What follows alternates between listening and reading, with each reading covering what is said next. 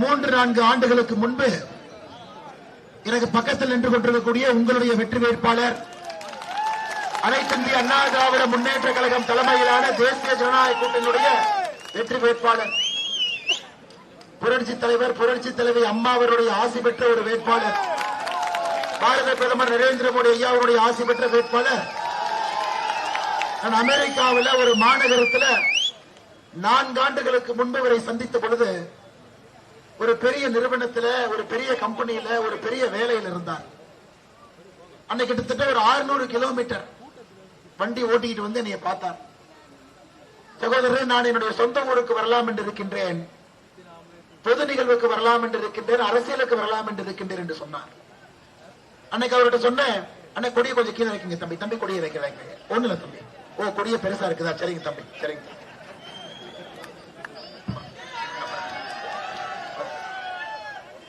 அன்னைக்கு அவர்கிட்ட சொன்னேன், சகோதரர் நீங்க அரசியலுக்கு வர்றதை கொஞ்சம் யோசிச்சு பாருங்க. கை நிறைய சம்பளம், இன்டெல் கம்பெனியில உங்களுக்கு என்ற ஒரு பெரிய பெயர், டாலர்ல சம்பளம் வருது. உங்க அப்பா அம்மா எல்லாம் கஷ்டப்பட்டு அந்த புழுதி காட்டில் உங்களை படிக்க வைத்து ஊரிலிருந்து வெளியே போய் சாதிக்க வேண்டும் என்று அனுப்பியிருக்கின்றார். திரும்ப புழுதி காட்டுக்கு வர்றேன்னு சொல்றீங்க, யோசித்து விட்டு வாருங்கள் என்று சொல்லிவிட்டு இந்தியாவுக்கு திரும்பி வந்து ஒரு 4 வாரத்தில் இந்தியாவிற்கு திரும்ப வந்து பாரதிய ஜனதா கட்சியுடைய அலுவலகத்துக்கு வந்தாரு. நான் பாரதிய ஜனதா கட்சியில் இணைத்துக் கொள்ளப் போகின்றேன். உண்மையை சொல்ல வேண்டும் என்றால் அவரை நான் தடுத்து பார்த்தேன். எல்லாம் யோசிச்சுட்டு வாங்க, குழந்தை குட்டி எல்லாம் இருக்கிறாங்க, அரசியல் என்பது ஒரு சாக்கடை, இதுக்குள்ள கால் வைப்பதற்கு முன்பு 4 முறை யோசிங்க. ஆனா இன்னைக்கு இந்த நேரத்தில் புளியங்குடியில் உங்கள் முன்னால் நான் பேசிக் கொண்டிருக்கும் பொழுது என் நெஞ்சமெல்லாம் மகிழ்ந்து நான் நின்று கொண்டிருக்கின்றேன். அருமை சொந்தங்கள், ஒரு புழுதி காட்டுல இங்கிருந்து படித்து நீங்கள் அனுப்பி வைத்த ஒரு இளைஞன் மறுபடியும் உங்களுக்கு சேவை செய்வதற்காக உங்கள் முன்னால் நின்று கொண்டிருக்கின்றார். அரசியல் ஒரு சாதாரண நிகழ்வு கிடையாது. ஆனந்தன் ஐயாசாமி அவர்களை பொறுத்தவரை 3 ஆண்டு காலமாக அரசியல் நான் பார்க்கிறேன். எப்பொழுது வாயை திறந்தாலும் தென்காசியை முன்னேற்ற வேண்டும், தென்காசியை இஸ்டோனியா மாதிரி ஆக்கணும். யாராவது இருந்தா எங்க ஊருக்கு ரயில் கொண்டு வாங்க, எங்க ஊருக்கு ஏன் பண்ண மாட்டீங்கன்னு நான் பாதி நேரம் சொல்லுவேன். பேச ஆரம்பித்தாவே தென்காசின்னு தான் பேசுறீங்க. எப்பொழுதும் தென்காசி தென்காசி என்று பேசக்கூடிய மனிதர் இன்னைக்கு நம்முடைய தேசிய ஜனநாயக கூட்டணி சார்பாக வாசுதேவ நல்லூர்ல உங்களுடைய வெற்றி வேட்பாளராக நின்று கொண்டிருக்கின்றார். அருமை சொந்தங்களை, இதுல எதுவுமே நீங்க யோசிப்பதற்கு ஒன்றுமே இல்லைங்க. படித்துவிட்ட ஒரு இளைஞர் உங்களை முன்னேற்ற வேண்டும். அவர் பட்ட கஷ்டத்தை எல்லாம் அடுத்த தலைமுறை இளைஞர்கள் படக்கூடாது. எல்லா சமுதாயமும் ஒற்றுமையாக அன்போடு இருக்க வேண்டும். தென்காசி என்பது அற்புதமான மனிதர்கள் இருக்கக்கூடிய ஒரு ஊர். பெரிய பெரிய மா மனிதர்கள், சுதந்திரத்திற்காக விடுதலை போராட்டத்திலே பங்கு பெற்றவர்கள் வாழ்ந்த அந்த புண்ணிய மண், ஒரு தேசிய மண். எல்லா தரப்பட்ட கட்சிகளுமே மிக அற்புதமான தலைவர்கள் இருக்கக்கூடிய ஒரு மண். இந்த மண்ணில் உங்கள் சார்பாக ஒரு அற்புதமான வேட்பாளர் நாங்கள் கொண்டு வந்து நிறுத்தியிருக்கின்றோம். அருமை சொந்தங்களை, என்னை கேட்டீங்கன்னா திமுக காரங்களா இருந்தாலும் நீங்க ஆனந்தன் ஐயாசாமிக்கு வாக்களிக்க வேண்டும். இது போன்ற வேட்பாளர் என்றால் நம்முடைய ஜனநாயகத்தில் சாதாரணமாக வரப்போவது கிடையாது. நான் பலமுறை சொல்வேன், தென் தமிழகத்தில் எந்த சமுதாயமாக இருந்தாலும் கூட வளர்ச்சி குறைவாகின்ற காரணத்தினால ஒரு மனிதன் தென் தமிழகத்திலிருந்து படித்து மேலே வருகின்றான் என்றால் ஒரு புழுதி காட்டில் ஓடி விளையாடி தந்தை தாய் எல்லாம் உயர்த்து மேலே வரக்கூடியவர்கள் தென் தமிழகத்தினுடைய சொந்தக்காரர். அதனாலதான் உலகம் முழுவதுமே இன்னைக்கு நம்முடைய தென் தமிழகத்தினுடைய சகோதரர்களை உலகம் முழுவதும் நான் பார்க்கிறேன். வேற வேற வேலையில இருக்கிறாங்க. அமெரிக்கால, லண்டன்ல, சிங்கப்பூர்ல, எங்க போனாலும் எந்த ஊருங்க அண்ணே நான் தென்காசி, எந்த ஊருங்க அண்ணே நான் விருதுநகர், அண்ணே எந்த ஊருங்க அண்ணே மதுரை பக்கத்துல, அண்ணே எந்த ஊர் அண்ணே நான் சிவகாசிக்கு இந்த பக்கம் சின்ன ஊருன்னு 8 கிலோமீட்டர். அருமை சொந்தங்களே, இந்த ஊர் முன்னேற்றம் அடைய வேண்டும். பெரிய பெரிய தொழிற்சாலைகள் இங்க வரணுங்க. உங்களுடைய குழந்தைகள் எல்லாம் நன்றாக படித்து விட்டு இந்த ஊர்ல ஒரு தலைமுறை ஏழையா இருந்துட்டோம், 2வது தலைமுறை ஏழையா இருந்துட்டோம். எத்தனையோ குடும்பத்துல 7வது தலைமுறையும் ஏழையாக இருந்து கொண்டிருக்கின்றார்கள் சொந்தங்கள். அதையெல்லாம் நம்முடைய ஜனநாயகத்தில் நாம் ஏற்றுக்கொள்ள முடியாதது, மிக மிக தவறு. அவர்களெல்லாம் முன்னேற்றுவதற்கு ஒரு பெரிய வாய்ப்பு நம்முடைய வெற்றி வேட்பாளர் அருமை சகோதரர் ஆனந்தன் ஐயாசாமி அவர்கள் இங்கே நின்று கொண்டிருக்கின்றார். அனைத்து இந்திய அண்ணா திராவிட முன்னேற்ற கழகம் தலைமையிலான தேசிய ஜனநாயக கூட்டணி இந்த முறை ஒரு மிகப்பெரிய சரித்திரத்தை படைக்க இருக்கின்றோம். ஐயா, நான் ஊட்டியில் ஆரம்பித்துங்க ஐயா, கொங்கு பகுதி, டெல்டா பகுதி எல்லா பக்கம் சுத்திக்கிட்டே வரணுங்க. 20 நாட்களாக ஒரு பெரிய அலையை நாம் பார்க்கின்றோம். பெரிய அலை ஐயா. இந்த அலை 210 எம்எல்ஏவை தாண்டி தாங்க ஐயா நிக்க போகுது. இது 130, இது 115, இது 117 எல்லாம் நிற்காது. களத்தை பார்த்துவிட்டு உங்கள் முன்னால் நான் பேசுகின்றேன். அதுவும் தாய்மார்கள் எல்லாம் குறிப்பாக திராவிட முன்னேற்ற கழகம் வேண்டாம் வேண்டாம் முடிவு பண்ணிட்டான். எத்தனையோ பகுதியில திமுக காரங்க ஓட்டு கேட்டு வந்தாவே அண்ணே வீட்டுக்குள்ள வராதீங்க, வீட்டுக்கு வெளியே வச்சுட்டு போங்கன்னு சொல்லும் அளவுக்கு இருக்கின்றார்கள். மே 4ஆம் தேதிக்கு பிறகு உறுதியாக, நிச்சயமாக, சத்தியமாக அண்ணன் எடப்பாடி பழனிசாமி அவர்கள் தமிழகத்தினுடைய முதலமைச்சராக அந்த நாற்காலியிலே அமரப்போவது உறுதி. அப்ப இங்கிருந்து அன்பு சகோதரர் அவர்கள் உங்களுடைய சட்டமன்ற உறுப்பினராக அந்த சட்டமன்றத்திற்குள்ள உங்களுடைய குரலாக இவர் செல்ல வேண்டிய கட்டாயம் இருக்கிறது. அருமை சொந்தங்கள், வாசுதேவ நல்லூர்ல போன முறை நம்முடைய தேசிய ஜனநாயக கூட்டணி வெறும் 2367 வாக்கு வித்தியாசத்துல வெற்றி வாய்ப்பை இந்த தொகுதியில இழந்தோம். இந்த முறை எல்லோரும் ஒன்றாக இணைந்து மிக ஒற்றுமையாக அனைத்து இந்திய அண்ணா திராவிட முன்னேற்ற கழகம் இந்த முறை இந்த தொகுதியில் நட்டலை நிற்கவில்லை என்றாலும் கூட தாமரைக்காக மிக கடுமையாக அண்ணா திராவிட முன்னேற்ற கழகத்துடைய தொண்டர்கள், தலைவர்கள் களத்திலே பாடுபடுவதை நாம் பார்த்துக் கொண்டிருக்கின்றோம். அருமை சொந்தங்களே, இந்த முறை இந்த வாய்ப்பை நீங்க தயவு செஞ்சு நழுவு விடக்கூடாது. அடிக்கடி ஆனந்தன் என்கிட்ட சொல்லுவார், அண்ணே இந்த செண்பகவல்லி அணையை மட்டும் கொஞ்சம் சரி பண்ணா இந்த ஊர்ல எங்க தொகுதியில 1,00,000 ஹெக்டேர் நிலத்திற்கு நீர்ப்பாசனம் அந்த ஊர் 1793 போட்ட ஒப்பந்தம். சிவகிரி மகாராஜாவுக்கும் தெவங்கூர் சமஸ்தானத்துக்கும் போட்ட ஒப்பந்தம் ஐயா. கர்ம வீரர் காமராஜர் ஐயா வரைக்கும் உங்களுக்கு தெரியும் செண்பகவல்லி அன்னையினுடைய தண்ணி வருது. ஒரு பக்கத்து தண்ணி நமக்கு வரணுங்க ஐயா, ஒரு பக்கத்து தண்ணி கேரளாக்கு போயிடும். ஆனா என்னைக்கு அந்த டேம்ல விரிசல் விழுந்துச்சோ காமராஜர் ஐயா சரி பண்ணிட்டார். புரட்சி தலைவர் டாக்டர் எம்ஜிஆர் ஐயா அவர் முதலமைச்சராக இருந்த பொழுது டேம்ல விரிசல் விழுந்த பொழுது இங்கிருந்து பணத்தை அனுப்பிட்டார் கேரளாக்கு.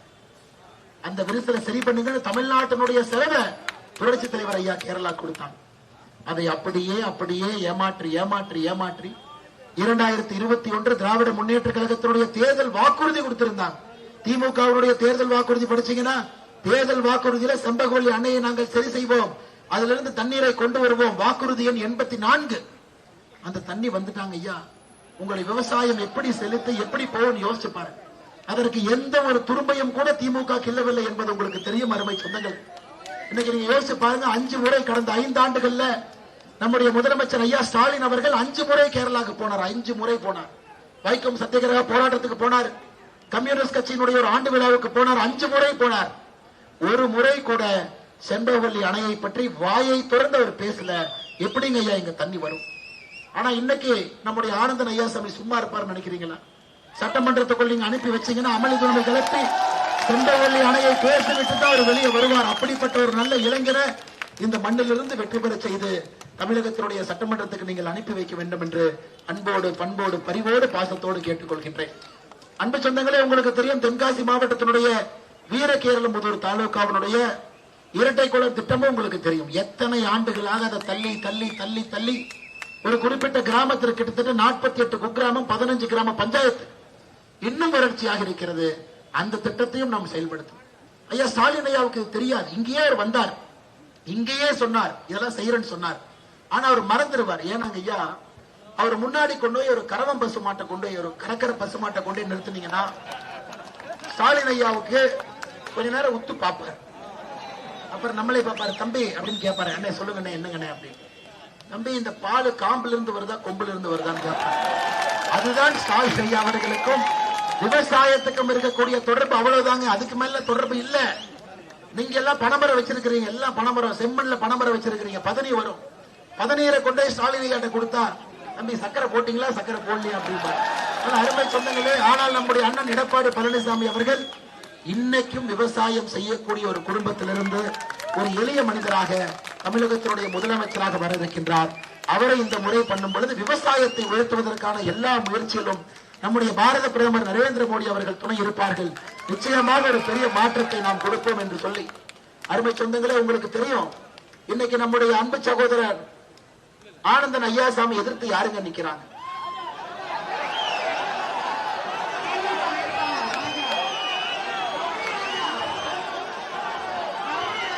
ஐயா உங்களுக்கு தெரியும் ஐயா, நான் இந்த பேர்ல சொல்ல, நீங்க இந்த பேரை சொன்னாலும் அந்த பேரை நான் சொல்றேன். அருமை சொந்தங்களே, உங்களுக்கு தெரியும் இதுக்கு முன்னாடி சங்கரன் கோவில் தொகுதியினுடைய சட்டமன்ற உறுப்பினராக இருந்தார். சங்கரன் கோவில்காரங்க எவ்வளவு புத்திசாலிகள்னா, 25 ஆண்டுகளாக திராவிட முன்னேற்ற கழகத்தை உள்ள விடலீங்க. ஒரு சின்ன தப்பு பண்ணி போன முறைதான் திமுக காரங்களை உள்ள விட்டாங்க. ஒரு முறை உள்ள விட்டதற்கு முழு சங்கரன்கோவில கட்ட பஞ்சாயத்து பண்ணி துவைச்சு எடுத்துட்டார். அதனால சங்கரன்கோவிலுடைய மக்கள் அவர் கொடுத்திருக்கக்கூடிய செல்ல பெயர் ரவுடி ராஜா என்கின்ற பெயரை அந்த சட்டமன்ற உறுப்பினருக்கு அங்க சங்கரன்கோவில கொடுத்திருக்கிறார். அங்கிருந்து தப்பிச்சு இங்க வந்திருக்கிறாங்க. எனக்கு தெரியும் வாசுதேவனுடைய அன்பு சொந்தங்கள் எளிய பொறி வச்சு பிடிக்கிற மாதிரி பிடிச்சிருவீங்கன்னு எனக்கு தெரியும். அதனால இந்த தேர்தலில் எந்த காரணத்திற்கும் கூட ராஜா அவர்களையோ திராவிட முன்னேற்ற கழகத்தையோ இங்கே நீங்கள் வெற்றி பெறுவதற்கு அனுமதி கொடுக்க கூடாது. காரணம், தப்பி தவறி ஜெயிச்சுட்டாங்க. நாங்க ஏன் ரொம்ப தப்பாக போயிடும், ஜனநாயகம் தவறான மனிதர் கையில் போயிடும். எங்கேயும் திராவிட முன்னேற்ற கழகம் ஆட்சிக்கு வருவதற்கான அறிகுறி வாய்ப்பு எங்கேயுமே இல்லை. அதனால இங்கிருந்து நம்முடைய அன்பு சகோதரரை ஜெயிக்க வச்சு நீங்க அனுப்பணுங்க. இது கிராம பிரதேசங்க. நிறைய நம்முடைய சொந்தங்கள் கிராம பகுதியில 100 நாள் வேலைவாய்ப்பு திட்டத்தில் பயனாளிகள் இருக்கிறேன். இன்னைக்கு கனிமொழி அக்கா சொல்ற பொய்க்கெல்லாம் காலையில இருந்து பதில் சொல்றதுக்கே சரியா இருக்கு. அவங்களுக்கு பதில் சொன்னா ஸ்டாலின் அண்ணன் நைட் ஒரு பொய்ய சொல்லிடுவாரு, காலையில பதில் சொல்லும். அருமை சொந்தங்களே, 100 நாள் வேலை வாய்ப்பு திட்டத்திற்கு மோடி அவர்கள் தமிழகத்திற்கு பணமே கொடுக்கல அப்படிங்கிற பொய்ய கனிமொழி அக்கா சொல்லி இருக்கின்றார். தாய்மார்களே, எல்லாம் தாய்மார்கள் நல்லா கேட்கணும். தாய்மார்கள் இருக்கிறீங்க. கடந்த 5 ஆண்டுகள்ல 100 நாள் வேலை வாய்ப்பு திட்டத்திற்கு மட்டும் தமிழகத்திற்கு மட்டும் 46,000 கோடி மத்திய அரசு கொடுத்திருக்கிறாங்க. நம்ம சாமி ஐயா இங்க இருக்கிறாங்க, அதனால பிரமாதம். 40,000 கோடி இங்க கொடுப்பீங்க, அப்ப பிஜேபி ஆள்ற மாநிலத்துக்கு 60,000 கோடி கொடுத்திருந்தீங்கன்னு கேட்கலாம். அருமை சொந்தங்கள், அண்ணா கொஞ்சம் ஆம்புலன்ஸ் வருது, இந்த பக்கம் இருக்கிறவங்க கொஞ்சம் அப்படியே நவந்துக்கணும், கொஞ்சம் அப்படியே நவந்துக்கணும்.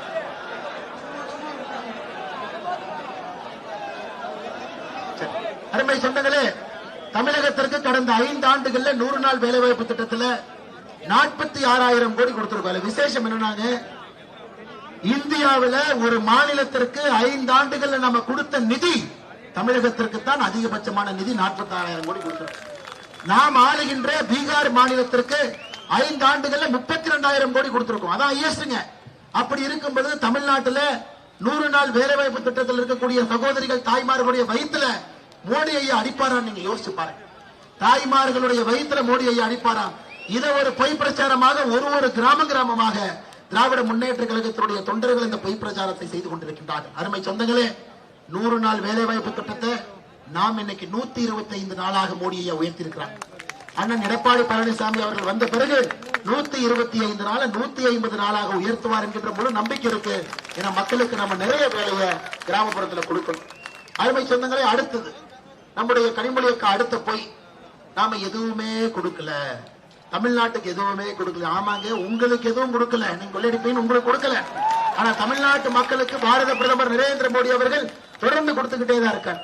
ஐயா நீங்க பாருங்க, நம்ம இருக்கக்கூடிய இந்த புண்ணிய புளியங்குடி மண், இதற்கு புவிசார் குறியீடு உங்களுடைய எலுமிச்சைக்கு நாம கொடுத்தோம். உங்கள்கிட்ட சொன்னபடி எண்மண் எண்மக்கள் யாத்திரையில சொன்னபடி உங்களுக்கு புவிசார் குறியீடு ஐயா மத்திய அரசு கொடுத்துருச்சு. இன்னைக்கு எல்லோருமே புளியங்குடி எலுமிச்சை எங்கன்னு கேட்கிறாங்க. இன்னைக்கு நம்ம அமெரிக்காவோடு ஒப்பந்தம் போட்டிருக்கிறோம், வர்த்தக ஒப்பந்தம் போட்டிருக்கிறோம் ஐயா. ஐரோப்பிய வர்த்தக ஒப்பந்தம் போட்டிருக்கோம். எனக்கு தெரியும், இன்னும் 5 ஆண்டுகள் கழித்து புளியங்குடியில் இருக்கக்கூடிய யாரோ ஒரு இளைஞர், யாரோ ஒரு சகோதரர் இங்க இளஞ்சம் இருக்கு பாருங்க, 5 ஆண்டுகள்ல ஒரு நபர் 100 கோடி ரூபாய் டர்ன் ஓவர் நீங்க புளியங்குடியில பண்ணத்தான் போறீங்க. அதை நீங்க சரியா பண்ணணும். ஆனா அதற்கு குளிர்பதன கிடங்க கொடுத்திருக்கிறாங்களா அவங்க திராவிட முன்னேற்ற கழகத்தினுடைய அரசு? இல்ல, மத்திய அரசு கொடுக்கலாம். ஆனா மாநில அரசு அந்த சலுகையை செய்யணும். அதையும் கூட இந்த முறை நாம் தான் செய்ய இருக்கின்றோம். அம்ரித் பாரத் திட்டத்தின் கீழ் தென்காசி சந்திப்பு ரயில் நிலையத்தினுடைய மறுசீரமைப்புக்கு 32 கோடி ரூபாய் செலவு செய்திருக்கின்றோம். விருதுநகர் தென்காசி சந்திப்பு ரயில் பாதை மின்மயமாக்கல் பணிகள் 161 கோடி செலவில் முடித்திருக்கின்றோம். தென்கோட்டை தென்காசி சந்திப்பு திருநெல்வேலி திருச்செந்தூர் ரயில் பாதை மின்மயமாக்கல் 197 கோடி. அது மட்டுமில்லை அருமை சொந்தங்களே, நேஷனல் ஹைவே 744 திருமங்கலம் ராஜபாளையம் தென்காசி செங்கோட்டை 5264 கோடி ரூபாய் செலவுல பணிகள் நடந்து கொண்டிருக்கிறது. அது மட்டுமில்லை அருமை சொந்தங்களே, கிராமப்புற சாலைகளை தென்காசி மாவட்டத்தில் மேம்படுத்த மட்டுமே 200 கோடி.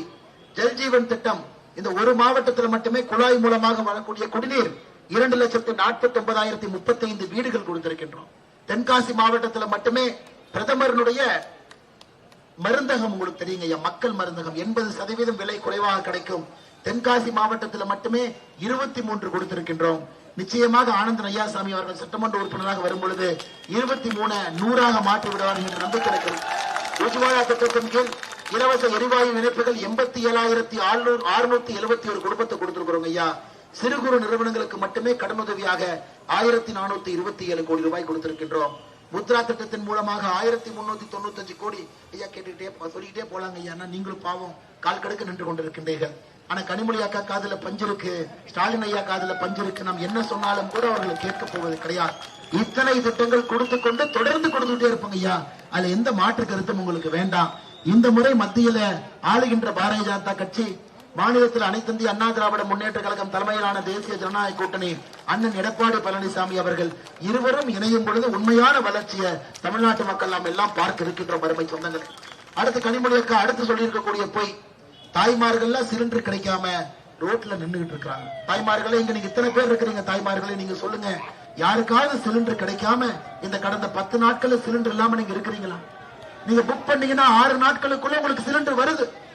பாகிஸ்தானிலே வளைகுடா போருக்கு பிறகு 40% பெட்ரோல் விலை உயர்ந்திருக்கிறது. ஸ்ரீலங்கால 30% உயர்ந்திருக்கிறது. இந்தியாவில் பெட்ரோல் விலை ஒரு பைசா கூட நாம் உயர்த்தவில்லை. அருமை சொந்தங்களே, அது மத்திய அரசினுடைய ஆளுமை, பாரத பிரதமர் நரேந்திர மோடியினுடைய ஆளுமை. ஆனா இவங்க டீசலுக்கு பாப்பா நீங்க அப்படியே கொஞ்சமா பாப்பா கடைசியா உங்கள்கிட்ட வாங்கிக்கிறேன், நீங்க பொறுமையா வாங்க. நாங்க ஒரு பாப்பா கையில இருந்து வச்சிருக்கோம், அவங்க நீங்க கொஞ்சம் கேர்ஃபுல்லா இருக்கு. நான் கடைசியா பாத்துக்கிறேன் மேல இருக்கிற பாப்பா.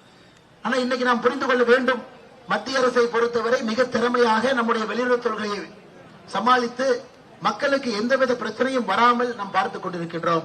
அதையும் கூட பொய்யாக கனிமொழி அக்கா ஒரு இடத்திலும் பேசிக் கொண்டிருக்கின்றார்கள். அருமை சொந்தங்களே, இன்னைக்கு மற்றொரு பொய்யை நம்முடைய திராவிட முன்னேற்ற கழகத்தினுடைய தலைவர் ஐயா ஸ்டாலின் அவங்க சொல்றாங்க. பிரதமருடைய வீடு கட்டும் திட்டத்திற்கு 30% தான் மத்திய அரசு கொடுக்குது, 60% முத்துவேல் கருணாநிதி ஸ்டாலின் கொடுக்கிறார். எங்க பாக்கெட்ல இருந்து கொடுக்குறீங்களா? கொள்ளையடிச்ச பணம் அறிவாலயத்துல இருந்து கொடுக்குறீங்களா? அருமை சொந்தங்களே, தமிழகத்துல ஒரு வீடு கட்டும் திட்டத்திற்கு 1,20,000 ரூபாய் அந்த வீட்டுக்கு மானியத்தை மத்திய அரசு உங்க வங்கி கணக்குல போட்டுருவாங்க. அதற்கு மேல் மாநில அரசு கொடுக்கலாம், அது மாநில அரசுக்கு விட்டது. எதற்காத்திலும் முத்துவேல் கருணாநிதி ஸ்டாலின், கருணாநிதியின் பேரு போல அவங்க பையன் நமக்கு தெரியாம போயிருமா? எதற்கெடுத்தாலும் கூட நான் யார் தெரியுமா, கருணாநிதி அவர் பையன் இல்லைன்னு நாங்க சொன்னமாங்க ஐயா, யாரும் இல்லைன்னு சொல்லலையே. அப்புறம் எதுக்கு மேடைக்கு 300 டைம் நான் யாரு தெரியுமா, கருணாநிதி அவருடைய பையன் எதுக்குங்க ஐயா சொல்றீங்க? எல்லோருக்கும் தெரியும் உங்களுடைய தந்தை யாருன்னு.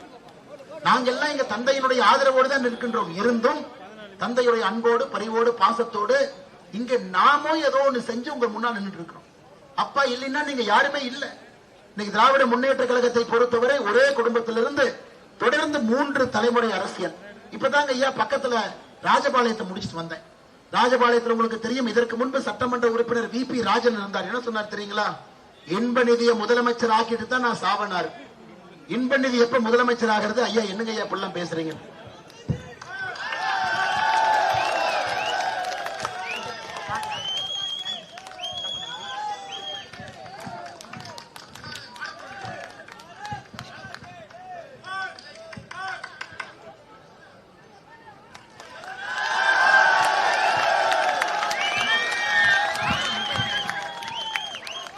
அருமை சொந்தங்களே, கடந்த ஒரு 3-4 நாட்களாக நாம் இன்னொன்றையும் பார்த்துக் கொண்டிருக்கின்றோம். அண்ணன் எடப்பாடி பழனிசாமி அவர்களை பற்றி முதலமைச்சர் அவர்கள் பேசக்கூடிய தரைக்குறைவான விமர்சனத்தை நம்ம பார்த்துக்கிட்டு இருக்கோம். நேற்று நம்முடைய ஐயா MK ஸ்டாலின் அவங்க சொல்லியிருக்கிறாங்க, அண்ணா என்கின்ற பெயரை பயன்படுத்த அதிமுகவினுடைய பொதுச் செயலாளர் அண்ணன் எடப்பாடி பழனிசாமி அவர்களுக்கு தகுதி இல்லை அப்படின்னு MK ஸ்டாலின் சொல்லியிருக்கிறாங்க. ஐயா இன்னைக்கு நம்ம பார்ப்போம், அண்ணா என்கின்ற பெயரை பயன்படுத்துவதற்கு யாருக்கு தகுதி இல்லை? திராவிட முன்னேற்ற கழகத்துக்கு தகுதி இல்லை. ஏங்க ஐயா தகுதி இல்லை? பேரறிஞர் அண்ணாதுரை அவர்களுக்கு குழந்தை இல்லை என்பது நம்ம எல்லோருக்கும் தெரியும். தங்கச்சி குழந்தைங்க 4 பேரை தத்தெடுத்துக்கிட்டாருங்க. இன்னைக்கு அந்த 4 பேருடைய பேர குழந்தைகள் எங்க இருக்கிறாங்கன்னு யாருக்குமே தெரியாது. ஏதோ ஒரு தொழில் பண்றாங்க, சாமானிய மனிதர்களை போல வாழ்றாங்க. 2020 அண்ணாதுரை ஐயாவுடைய கொள்ளுப்பேத்தி பிரத்திகா ராணி அகில இந்திய அளவில் சிவில் சர்வீஸ் பரீட்சையில 171வது ரேங்க் வாங்கி IAS ஆபீசர் ஆகும்போது பேப்பர்ல படிச்சேன், அண்ணாவுடைய கொள்ளுப்பேத்தி IAS ஆயிட்டாங்க. ஆனா இங்க பாத்தீங்கன்னா பாப்பா அப்படியே வச்சிருங்க, கீழே வச்சிருங்க. இங்க நீங்க பாத்தீங்கன்னா அண்ணாதுரை அவர்களை வைத்து குடும்பம் அரசியல் பிழைக்கவில்லை, குழந்தைகள் அரசியல் பிழைக்கவில்லை, பேர குழந்தைகள் அரசியல் பிழைக்கவில்லை. ஆனா பக்கத்துல VP ராஜன் சொல்றாரு, இன்ப நிதியும் முதலமைச்சர் ஆக்கிவிட்டு தான் நான் சாவேன் என்று சொல்லுகின்றார். இந்த கொத்தரிமை கூட்டத்தை எங்கேயாச்சும் பார்த்திருக்கிறீங்களா நீங்க? இந்த கொத்தரிமை கூட்டத்தை இந்தியாவில் எங்கேயுமே நீங்க பார்த்திருக்க முடியாது. அனைத்து இந்திய அண்ணா திராவிட முன்னேற்ற கழகத்திற்கும் பாரதிய ஜனதா கட்சிக்கும் இருக்கக்கூடிய தனித்தன்மை என்னங்க? சிலுவாம்பட்டியில எடப்பாடியில் இருக்கக்கூடிய ஒரு மனிதன் இன்னைக்கு கட்சியினுடைய பொதுச் செயலராக இருக்கலாம். இந்த பகுதியில ஒரு ஏழை குடும்பத்தில் பிறந்து முதல் தலைமுறை பட்டதாரியாக இருக்கக்கூடிய மனிதன் பாரதிய ஜனதா கட்சியினுடைய அனைத்து இந்திய அண்ணா திராவிட முன்னேற்ற கழகம் தலைமையிலான தேசிய ஜனநாயக கூட்டணியுடைய வேட்பாளராக இருக்கலாம். இது நம் கட்சியினுடைய அழகு. வேற எந்த கட்சியிலும் கிடைக்காதுங்க. இன்னைக்கு நீங்க திராவிட முன்னேற்ற கழகத்தை எடுத்துக்கிட்டீங்கன்னா தமிழ்நாட்டில் இருக்கக்கூடிய தீய சக்தியின் திரும்ப திரும்ப ஏன் சொல்றாங்க, நம்முடைய தாய்மார்கள் எந்த காரணத்திற்கும் கூட அவங்கள பக்கத்துல கூட நீங்க விடக்கூடாது. கடந்த 5 ஆண்டுகள்ல தமிழகத்துல திராவிட முன்னேற்ற கழகத்தினுடைய ஆட்சியில மொத்தமாக படுகொலைகள் எவ்வளவு தெரியுங்களாங்கம்மா? 8008 பேர் படுகொலை செய்யப்பட்டிருக்கின்றார்கள். 8008 பேர். நான் சொன்னது இல்லைன்னு ஒரு திமுக காரங்களை சொல்லுங்க. பெண்களுக்கு எதிரான கற்பழிப்பு வழக்கு தமிழகத்தில் 2080 பெண்கள் மீது கற்பழிப்பு வழக்கு. அப்ப 2080 குடும்பத்தை நாசப்படுத்தி இருக்கிறீங்க. 18 வயசு கீழே இருக்கக்கூடிய குழந்தைகள், அங்கிருந்து பாருங்க, ஒரு குழந்தை, பிஞ்சு குழந்தை இங்க வந்து நம்மளை நம்பி, கூட்டத்தை நம்பி பத்திரமா தந்தை தாய் அந்த குழந்தைய தைரியமா கூட்டத்தில் கொண்டு வர்றாங்க. பார்த்து விட்டு பத்திரமா கூட்டு போறாங்க. தாய்மார்களுக்கு ஒரு நம்பிக்கை இருக்கிறது. பாரதிய ஜனதா கட்சி, அனைத்து இந்திய அண்ணா திராவிட முன்னேற்ற கழகம் இருக்கக்கூடிய கூட்டத்துல எல்லோருக்கும் பாதுகாப்பு இருக்கும், வந்து விட்டு நிம்மதியா போலாம். பிஞ்சு குழந்தை நம்மளை நம்பி கூட்டிட்டு வர்றாங்க. ஆனா தமிழ்நாட்டில் திராவிட முன்னேற்ற கழகத்தினுடைய ஆட்சியில 3 வயது பிஞ்சு குழந்தைக்கு பாலியல் வன்கொடுமை கிருஷ்ணகிரியில, 65 வயது மூதாட்டிக்கு பாலியல் வன்கொடுமை திருவண்ணாமலை, 18 வயசுக்கு கீழே இருக்கக்கூடிய குழந்தைகளுக்கு போக்சோ சட்டம் என்று சொல்லுவோம் 39,900 குழந்தைகள் மீது வன்கொடுமை நடந்திருக்கிறது. அருமை சொந்தங்களே, உங்களை மன்னிக்கலாமா? நாம மன்னிக்கலாங்களா? எந்த காரணத்திற்கும் கூட திராவிட முன்னேற்ற கழகத்திற்கு மன்னிப்பே நீங்க கொடுக்க கூடாது. அதனால சில இடத்துல தாய்மார்கள் சொல்றாங்க, தம்பி பிரச்சாரத்துக்கு வர்றியா, தெருமுனையில நோட்டீஸ் வச்சியா, அப்படியே திரும்பி போய்கிட்டே இருக்கு, இந்த பக்கமே வந்துடாதே. அவ்வளவுதான் தாய்மார்கள். இன்னைக்கு திராவிட முன்னேற்ற கழகத்தினுடைய தொண்டர்கள் மேல நான் தப்புன்னு சொல்லுங்க. தலைவர்கள் செய்த தவறுக்கு திராவிட முன்னேற்ற கழகத்தினுடைய தொண்டர்கள் என்று தலைகுனிந்து நின்று கொண்டிருக்கின்றார். கடைசியாக தென் தமிழகத்தில் இன்னொன்னு சொல்லணுங்க ஐயா, ஒரு சகோதரரை பார்த்தேன். அண்ணன், நான் முதல் தலைமுறைங்க அண்ணே, ஃபர்ஸ்ட் ஓட்டு போட போறேன், யாருக்கு போடலான்னு கேட்டார். நான் சொன்னேன், தம்பி எங்கிட்ட கேட்டீங்கன்னா நான் என்ன சொல்லுவேன், அதிமுக நிக்கிற இடத்துல அதிமுக போடுங்க, பிஜேபி நிக்கிற இடத்துல பிஜேபிக்கு போடுங்க, குக்கர் நிக்கிற இடத்துல அமமுக குக்கருக்கு போடுங்க, பாட்டாளி மக்கள் கட்சி இருக்கிற இடத்துல பாட்டாளி மக்கள் கட்சி மாம்பழத்துக்கு போடுங்க, நாங்கெல்லாம் ஒரே கூட்டணின்னு சொல்லுவோம். அந்த தம்பி சொல்ற, அண்ணன் இல்லன்னு ஒரு மாற்றம் வேணுனே, ஒரு மாற்றத்துக்காக ஓட்டு போட்டுமான். தம்பி இதான் தம்பி மாற்றம், திமுக வேண்டாம் நாம் வேண்டும் என்பதுதான் மாற்றம். இல்லனே புதுசா ஒண்ணு போட்டுமான். தம்பி புதுசா யாருக்கு தம்பி போட போறீங்க? உங்களுக்கு எம்எல்ஏ பேர் தெரியுமா? இத்தனை நாளா அந்த எம்எல்ஏ கேண்டிடேட் அந்த கட்சியில என்ன பண்ணாருன்னு தெரியுமா? அவர் ஊர் தெரியுமா? மக்களுக்காக ஒரு குடிநீர் ஏதாச்சும் வசதிகள் பண்ணி கொடுத்தாரா? எதுவுமே செய்யல. செல்ஃபி எடுக்கிறாங்க, இப்படிங்கிறாங்க அப்படிங்கிறாங்க. அவங்களுக்கெல்லாம் என்ன தம்பி ஓட்டு போடுறேன்? யாரையும் அரசியல தவறாக பேசல, அவர்களுக்கான காலம் வரட்டும், இன்னொரு காலம் வரட்டும். ஆனால் இந்த முறை பிங்கி பாங்கி போடுற தேர்தல் இது இல்லை என்பதை நாம் தெரிந்து கொள்ள வேண்டும். அருமை சொந்தங்கள், திமுக வேண்டாம், என்டிஏ வேண்டும் என்பதில் தெளிவாக இருக்க வேண்டும். அதனால் இளைஞர் பட்டாளமே, 18 வயசுல இந்த முறை 17 லட்சம் பேர் ஓட்டு போட போறீங்க. தமிழகத்தில் ஐஎஸ்ங்க 18 வயசுல 17 லட்சம் பேர் முதல் ஓட்டு. 20 வயசுல இருந்து 29 வயசு வரைக்கும் 1,07,00,000 பேர். சாதாரணமா இல்லைங்க, 1,07,00,000 பேர். 29 வயசுக்கு கீழே 1,28,00,000 பேர் ஓட்டு போட போறாங்க. அந்த 1,28,00,000 பேர் அரசியல் எப்படி வேணாலும் மாத்தலாம். அருமை சொந்தங்களே, தயவு செய்து நான் உங்களிடம் அன்போடு கேட்டுக்கொள்கின்றேன், மாற்றத்துக்காகத்தான் நாங்க நிக்கிறோம் ஐயா, மாற்றம் வேண்டும் என்று நிற்கின்றோம். உங்களுக்கான தொழில் வளர்ச்சி. இப்ப ஆனந்தன் ஐயாசாமி இந்த பகுதியில் யூத் ஐகான் இல்லைன்னா யார் இந்த பகுதியில் யூத் ஐகான்? இளைஞர்களுக்காக வேலை செய்வதற்காக ஆனந்தன் ஐயாசாமி இங்கு நின்று கொண்டிருக்கின்றார். அதனால நம்முடைய வாசுதேவ் நல்லூருடைய எல்லா இளைஞர் பட்டாலுமே, முதல் தலைமுறை வாக்காளர்களே, கல்லூரியில படிக்கக்கூடிய மாணவ செல்வங்களே, திராவிட முன்னேற்ற கழகத்து பொறுப்பில் இருக்கக்கூடிய இளம் தலைமுறையரே, உங்களுக்காக ஆனந்தன் ஐயாசாமி அவர்களுக்கு வாசுதேவ நல்லூர்ல தாமரை சின்னத்தில் நீங்கள் வாக்களித்து அவரை வெற்றி பெற செய்ய வேண்டும் என்று அன்போடு பண்போடு பரிவோடு பாசத்தோடு உங்களுக்கு இந்த நேரத்தில் கேட்டுக்கொள்கின்றேன். அருமை சொந்தங்களே, நேரம் பாருங்க 9:45. 10 மணிக்கு பிரச்சாரத்தை முடிக்கணும். 9:45க்கு கூட நீங்கள் எல்லாம் தைரியமாக இங்கே நின்று கொண்டிருக்கின்றீர்கள், கலையாமல் நின்று கொண்டிருக்கின்றீர்கள்.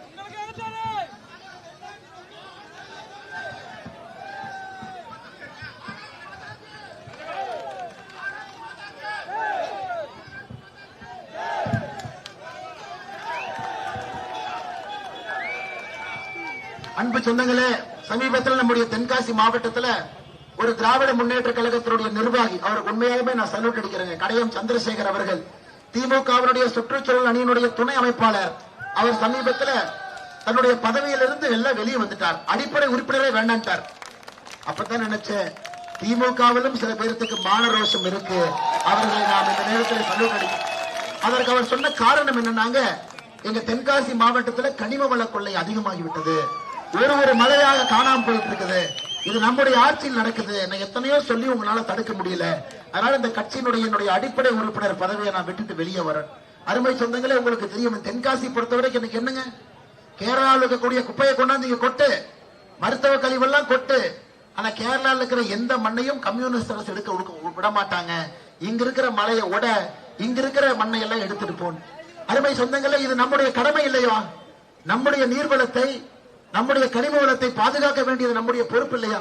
நம்முடைய முன்னோர்கள் அத்தனை பேர் அதை காப்பாற்றி நம்ம கையில கொடுத்துட்டு போயிருக்கிறான்.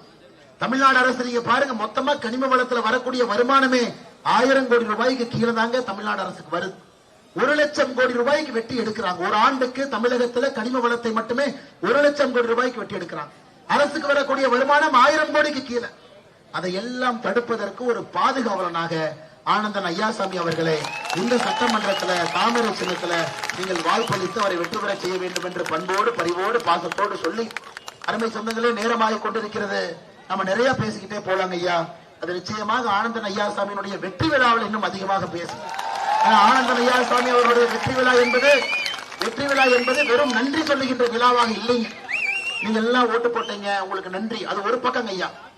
அன்னைக்கு ஆனந்தன் ஐயாசாமி அவர்கள் 5 ஆண்டுகள்ல இந்தியாவில் முதலாக ஒரு சட்டமன்ற உறுப்பினர் என்ன செய்ய போறேன்னு சொல்லிட்டு தான் அந்த பதவியை அவர் எடுப்பார். அப்படிப்பட்ட நெஞ்சரம் மிக்க ஒரு அற்புதமான ஒரு சகோதரர். அவருடைய வெற்றி விழாவை பொறுத்தவரை எப்படி வாசுதேவநல்லூர் மாறும், தென்காசி எப்படி மாறும், 5 ஆண்டு காலம் எப்படி நான் உழைப்பேன், இதையெல்லாம் நான் செய்ய போறேன்னு சொல்லிட்டு தான் அவருடைய பதவி காலத்தை அவர் ஆரம்பிப்பாரு. ஐயா நன்றிங்க ஐயா. அதனால் அருமை சொந்தங்களே, எவ்வளவு கூட்டத்தோடு எந்தையும் எதிர்பார்க்காம, நீங்க எல்லாம் ஒரு சின்ன சங்கடத்தை கூட எதிர்பார்க்காம பெரியவர்கள் தாய்மார்கள் எல்லோரும் வந்திருக்கின்றீர்கள். புளியங்குடியில் ஒரு புரட்சி ஏற்படுத்தி இருக்கிறீங்க. நாங்கள் எல்லோரும் ஆனந்தன் ஐயாசாமியோடு இருக்கின்றோம், எல்லோரும் தேசிய ஜனநாயக கூட்டணியோடு இருக்கின்றோம், எல்லோரும் நாங்க இந்த முறை தாமரையோடு இருக்கின்றோம். ஒரு பெரிய வெற்றியை பதிவு செய்து மே 4ஆம் தேதி ஒரு சரித்திரத்தை படைக்கப் போகின்றோம். ஏப்ரல் 23ஆம் தேதி தாமரை சின்னத்திலே வாக்களித்து அவரை வெற்றி பெற செய்ய வேண்டும் என்று பணிவன்போடு கேட்டுக்கொண்டு